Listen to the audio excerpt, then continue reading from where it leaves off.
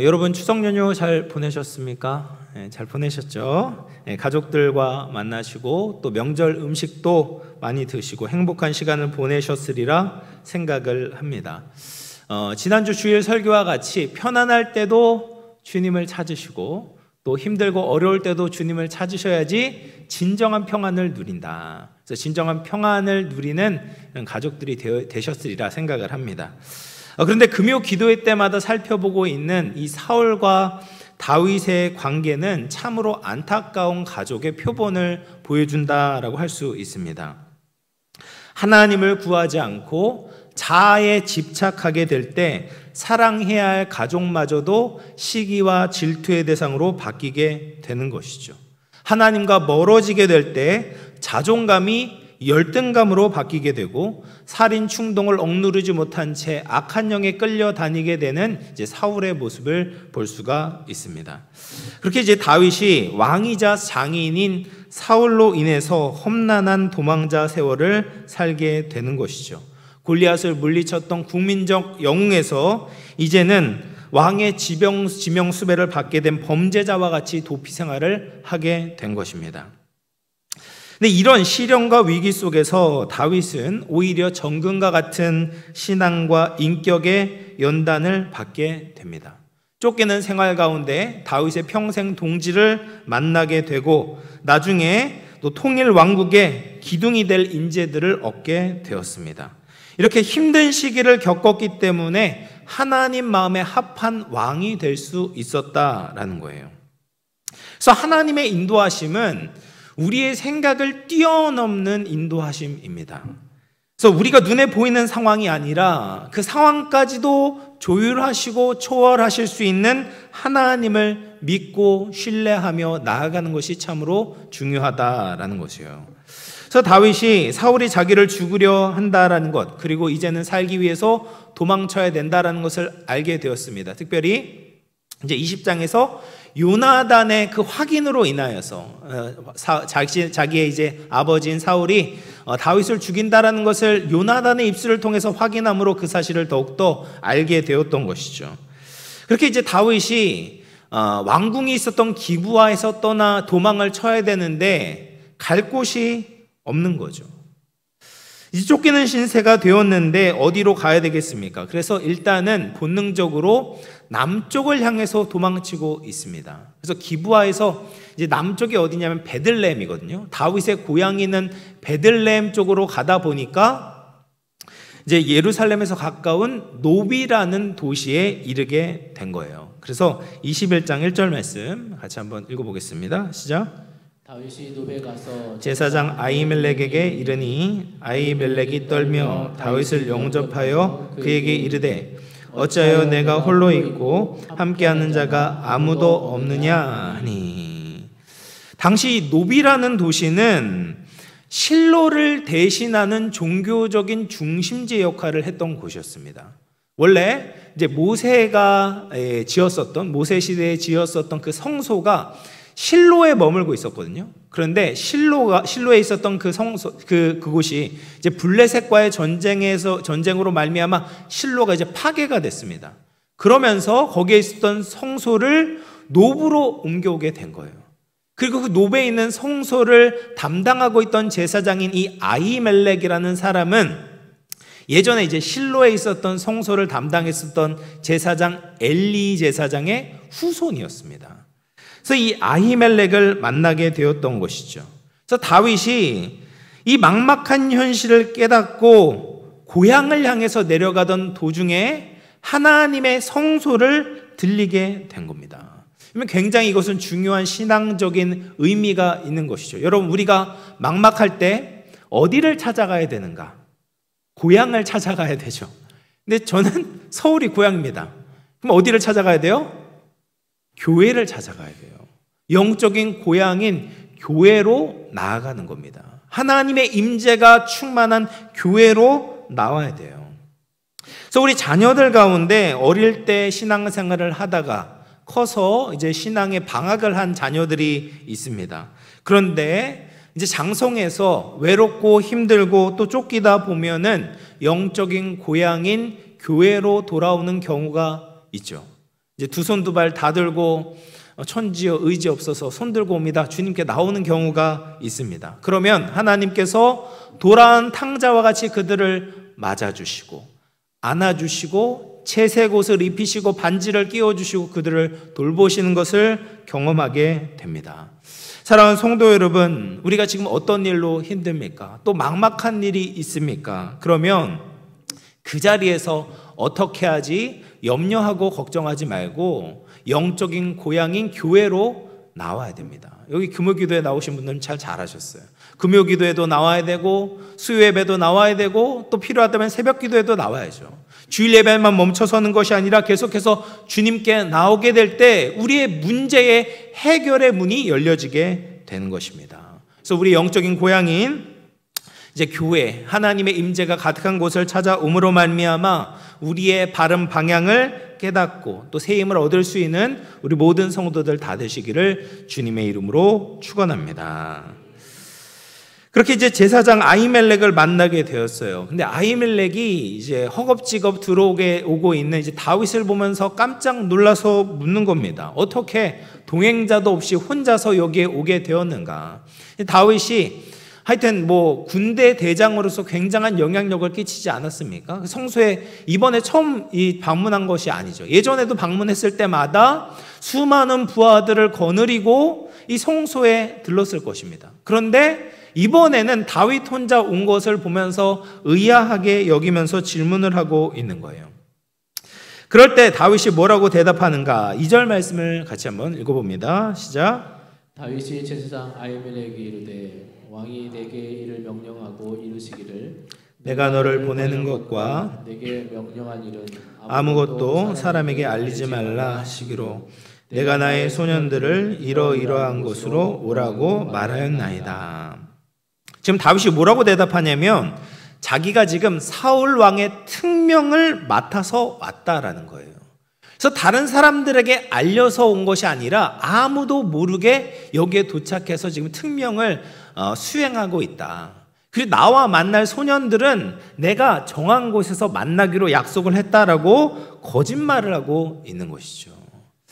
여러분, 다윗은 참 이제 정직한 사람 아니었겠습니까? 늘 하나님을 생각하면서 하나님을 경외하는 마음으로 살아왔어요. 근데 지금 도망자로 쫓기는 상황이 되니까 급한 나머지 거짓말을 하고 있는 것입니다. 여러분, 이것이 무엇을 의미할까요? 성경은 우리에게 이런 급박한 상황이 되면 다윗처럼 둘러대고 거짓말을 해도 된다라고 면죄부를 주고 있는 것이겠습니까? 그런 것이 아니죠. 다윗과 같이 위대한 믿음의 사람도 급박한 상황이 되면 이렇게 무너질 수 있다라는 것을 보여주고 있는 것입니다. 여러분, 누구도 완벽한 사람은 없습니다. 아무리 하나님을 사랑하고 하나님을 잘 예배했던 사람들도 완전한 사람들이 아니라 불완전한 사람입니다. 아무리 고상한 인격을 가지고 있는 사람이라고 해도 일이 잘 안 풀리고 빚을 지고 또 사업이 망하게 되고 여러 일에 치이다 보면 대부분 견딜 수 없어 하는 거예요. 망가지고 무너지게 됩니다. 그 전에 넉넉했던 사람들도 눈에 도끼가 올라오게 되는 것이죠. 다윗도 쫓기는 도망자가 되니까 거짓말을 하면서 자꾸 아래로 내려가고 있고 무너지고 있는 것입니다. 근데 그런 때 더 안타까운 것은 그런 상황 가운데 하나님께 나와서 믿음과 치유를 경험해야 되는데 그렇지 못할 때가 더 많다라는 거예요. 그렇게 되면 하나님을 향하여서 불평과 원망을 늘어놓게 되는 겁니다. 예배하지 않고 기도하기 싫어하는 것이죠. 그래서 교회 공동체가 참으로 필요한 거예요. 우리 중에 누구도 이런 다윗과 같은 현실을 마주할 수가 있습니다. 실패하고 병에 들고 어려운 상황에 처하게 될 때, 예배하는 것도 힘들고 기도할 힘도 없을 때 곁에 있는 형제와 자매들이 그의 손을 붙잡고 함께 기도해주고 예배 자리로 이끌고 가는 사람이 필요한 것이죠. 그래서 우리가 서로를 향해서 버팀목이 되어주고 함께 예배할 수 있는 예배 공동체가 되어줄 때 우리가 어떠한 상황 가운데서 주님을 바라볼 수 있다라는 거예요. 근데 다윗은 안타깝게도 그런 사람은 없었죠. 그럼에도 불구하고 다윗은 그 인생을 돌아보게 될 때 완전히 망하거나 하나님을 떠나지 않았습니다. 오히려 여러 번 사울왕에 붙잡혀서 죽을 뻔한 위기가 있었음에도 불구하고 그의 인격은 더욱더 성숙했고 그의 삶은 풍성해질 수 있었다는 거예요. 그러면 그런 비결이 어디에 있는가? 시편 62편 1절과 2절 말씀을 보면 이렇게 말합니다. 나의 영혼이 잠잠히 하나님만 바라며 나의 구원이 그에게서 나오는도다. 오직 그만이 나의 반석이시오 나의 구원이시오 나의 요새이시니 내가 크게 흔들리지 아니하리로다. 여러분, 다윗은 하나님에 대해서 서운하고 삐질 수 있는 상황에도 그 모든 것을 들고 하나님 앞으로 나아갔습니다. 평소에도 그랬지만 어려움 가운데 있을 때 우리가 할 수 있는 일은 딱 하나밖에 없습니다. 나뭇잎을 다 짜내어서 하나님 앞으로 나아가는 것이죠. 하나님 앞에 나아가서 울부짖는 것입니다. 어려움이 있을 때 사람에게 쏟아놓는 것이 아니라 하나님께 쏟아놓는 것이죠.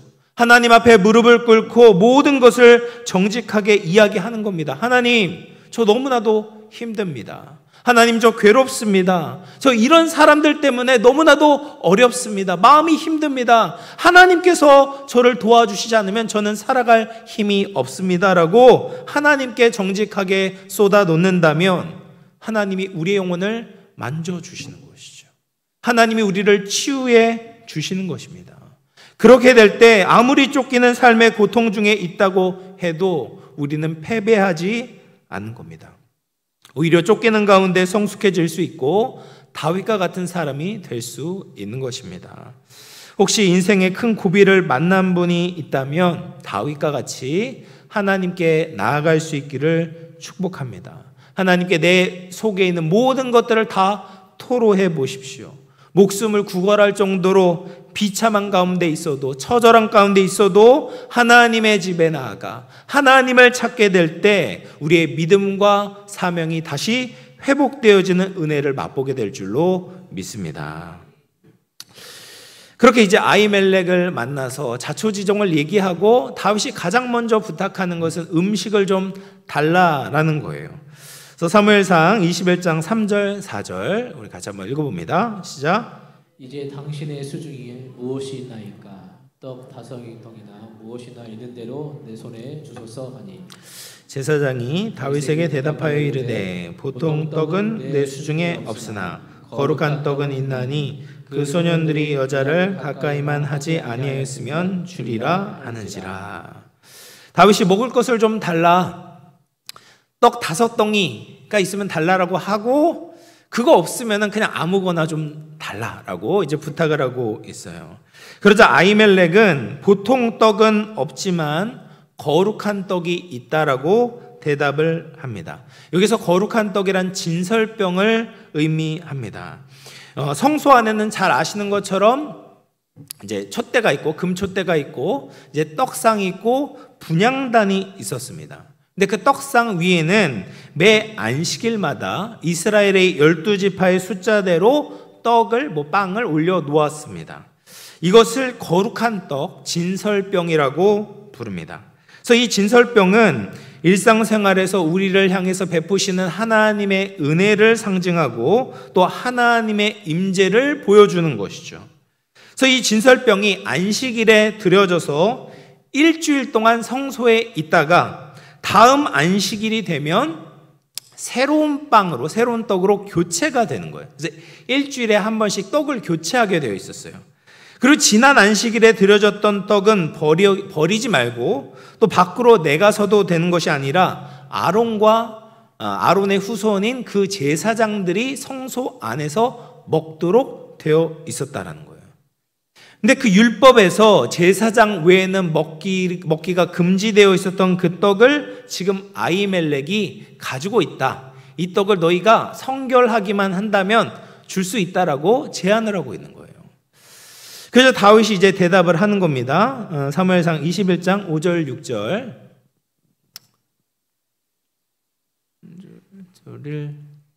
같이 읽어봅니다. 시작.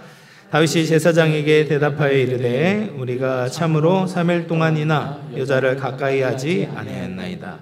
내가 떠난 길이 보통 여행이라도 소년들의 그릇이 성결하겠거든 하물며 오늘 그들의 그릇이 성결하지 아니하겠나이까 하매 제사장이 그 거룩한 떡을 주었으니 거기는 진설병 곧 여호와 앞에서 물려낸 떡밖에 없었음이라.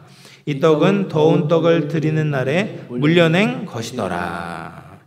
다윗이 뭐라고 대답하냐면 자신과 부하들이 평범한 임무를 수행할 때에도 성결을 유지했는데 하물며 이 중요한 임무를 맡은 여정에는 더욱더 성결을 유지하지 않겠습니까? 그러니까 지금 성결을 유지하고 있으니까 그 떡을 자신에게 달라라고 요구하고 있는 것이죠. 그 다윗의 대답을 들은 제사장 아히멜렉은 다윗에게 진설병을 건네주었습니다. 그래서 이 진설병을 건네주는 것은 어떻게 보면 율법을 어기는 일이었죠. 근데 예수님께서는 이 사건을 가지고 누가복음 6장에 이렇게 말씀을 하셨습니다. 6장 3절에서 5절을 보면 예수께서 대답하여 이르시되 다윗이 자기 및 자기와 함께한 자들이 시장할 때 한 일을 잃지 못하였느냐. 그가 하나님의 전에 들어가서 다만 제사장 외에는 먹어서는 안 되는 진설병을 먹고 함께한 자들에게도 주지 아니하였느냐. 또 이르시되 인자는 안식일의 주인이라 하시더라. 지금 예수님이 뭐라고 말씀하세요? 아히멜렉과 다윗을 꾸짖는 투로 말씀하시는 것이 아니죠. 이렇게 하는 것이 응당 마땅하다라고 말씀하십니다. 왜요? 율법의 정신에 따르면 율법의 그런 세세한 조항을 지키는 것보다 생명을 구하는 것이 우선되기 때문에 그런 것입니다. 그래서 원래 율법은 그 진설병을 제사장들만 먹어야 되지만 긴급한 위기 상황에는 다윗도 그 율법을 거슬러서 진설병을 먹을 수 있었다.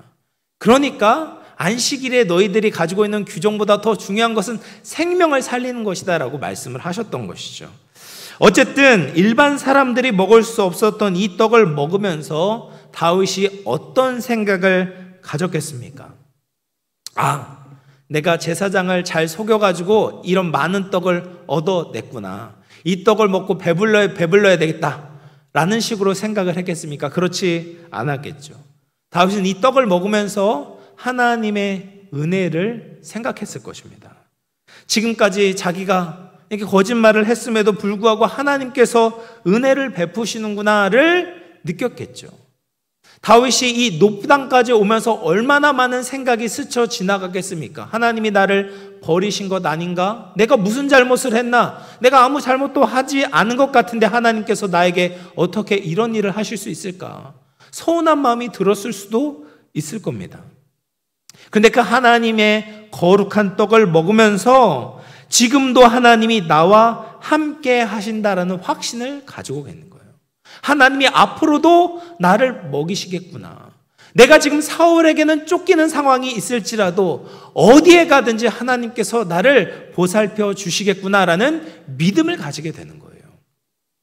그리고 나서 다윗이 아히멜렉에게 또 하나의 요청을 하는 것이죠. 혹시 창이나 칼이 있냐라고 질문을 하는 겁니다.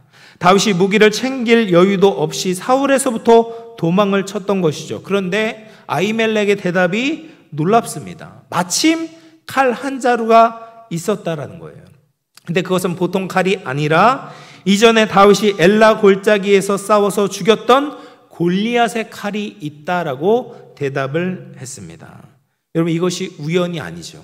하나님의 역사였습니다. 당시 풍습에 따르면 전쟁에서 빼앗았던 전리품을 성전에 보관하기도 했다라고 합니다. 근데 성전에 왜 칼을 보관하겠어요? 다른 금이나 은이나 이런 것들을 보관하는 것이 일반적인 것 아니겠습니까? 그런데 하필이면 그 노베에 있는 성소에 골리앗의 칼이 보관되어 있었다라는 것이죠. 그렇게 다윗이 골리앗의 칼을 취하면서 또 무슨 생각을 했겠습니까? 또 하나님의 은혜에 대해서 생각을 하는 거죠. 다윗이 골리앗과 싸워 이겼던 그 순간을 기억했을 것입니다. 그것은 다윗의 힘으로 이겼던 승리가 아니었죠. 하나님이 다윗을 보호해 주셨고 다윗의 소손을 붙들어 주셔서 다윗이 던졌던 그 물맷돌을 사용하셔서 골리앗을 이기게 하셨습니다. 그 지금 골리앗의 칼을 들면서 하나님의 음성이 들리는 거예요. 다윗아, 난 너를 버리지 않았다. 너를 보호하고 있고 너를 향한 약속을 내가 반드시 지킬 것이다 라는 하나님의 음성이 들려지는 겁니다. 하나님은 우리가 비참한 상황 가운데도 은혜를 그치지 않는 분입니다. 떡을 주시면서 우리와 함께 하신다라는 사인을 주세요. 또 골리앗의 칼을 주시면서 하나님께서는 우리를 항상 보호하시고 승리케 하시겠다라는 약속을 주시는 것입니다. 다윗은 이처럼 성소에서 하나님의 은혜를 깨닫고 앞으로 버티고 도망침에도 하나님을 의지하는 믿음을 가지고 살아갈 수 있는 힘을 얻고 확신을 얻게 되었다라는 겁니다. 사랑하는 성도 여러분, 이제 말씀을 마무리할 텐데요. 하나님의 사람들도, 믿음의 사람들도 쫓기는 삶을 살 수가 있습니다. 보통 이제 두 가지 경우에 쫓기는 삶을 살 수 있어요. 첫 번째는 자기의 잘못 때문에 쫓길 수가 있습니다. 하나님의 말씀을 따르지 않고 허영과 사치와 자기 가시와 더러운 죄 때문에 쫓기는 삶을 살게 됩니다. 그러면 어떻게 됩니까? 하나님 앞에 나와 엎드려 회개해야 되죠. 버려야 되는 것을 버리고 하나님의 말씀에 순종하겠다는 다짐을 가지고 하나님께 철저하게 무릎 꿇고 회개해야 됩니다. 그럴 때 하나님께서 다시 살려주시는 것이죠. 그런데 그렇지 않은데 잘못한 일이 없음에도 불구하고 쫓길 때가 있어요. 마치 다윗과 같이 어려움 가운데 처할 수가 있습니다. 그런 상황에서도 오늘 말씀과 같이 하나님께 나아가야 됩니다. 하나님의 성소에 나와야 됩니다. 아무리 바쁘고 스트레스를 받아도 예배와 기도와 말씀의 자리로 나와야 됩니다.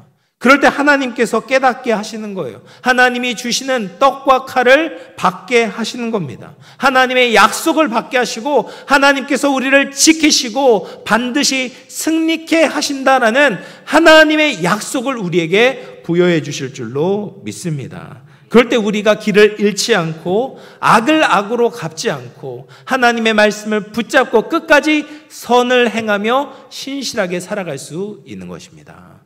우리 모두 다윗과 같이 어떤 상황 가운데서도 하나님을 찾고 하나님의 임재를 구하며 하나님께서 우리에게 베푸시는 그 약속을 붙잡고 믿음의 사람으로 더욱더 성장하고 성숙함으로 말미암아 하나님 나라를 위해서 충성스럽게 살아갈 수 있는 우리 모든 영암의 가족들 다 될 수 있기를 주님의 이름으로 축원합니다. 우리